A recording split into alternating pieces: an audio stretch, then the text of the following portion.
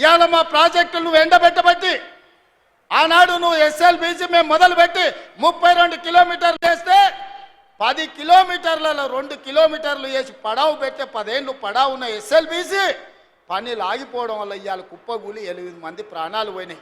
ఈ పాపం నీది కాదా చంద్రశేఖరరావు? ఈ పాపాల భైరవుడివి నువ్వు కాదా? కాంగ్రెస్ ప్రభుత్వ హయాంలో 1200 కోట్లు ఖర్చు పెడితే బీఆర్ఎస్ హయాంలో 3900 కోట్లు ఖర్చు పెట్టాం. I'm challenging the Revanth Reddy రేపు అసెంబ్లీలో కూడా నేను ఇడిచిపెట్టా, తప్పకుండా దీని మీద నిలదీస్తాం మిమ్మల్ని. నేను నా మాట కట్టుబడి ఉంటా. ఒకవేళ బీఆర్ఎస్ హయాంలో 11.5 కిలోమీటర్ల టన్నల్ తవ్వి ఉండకపోతే, మేము డబ్బు ఖర్చు పెట్టకపోతే నేను రాజీనామా చేస్తా, నువ్వు చేయడానికి సిద్ధంగా ఉన్నావని అడుగుతున్నా. గొంతు పెద్దగా చేసుకొని చిల్లర మాటలు మాట్లాడి అబద్ధాలు మాట్లాడినంత మాత్రాన నిజాలు కావు. నీ ప్రభుత్వం దారుణంగా ఫెయిల్ అయిపోయింది. ఇవాళటికి 10వ రోజు కూడా కనీసం వాళ్ళ డెడ్ బాడీస్ని కూడా బయటకు తెలియకపోతున్నారు.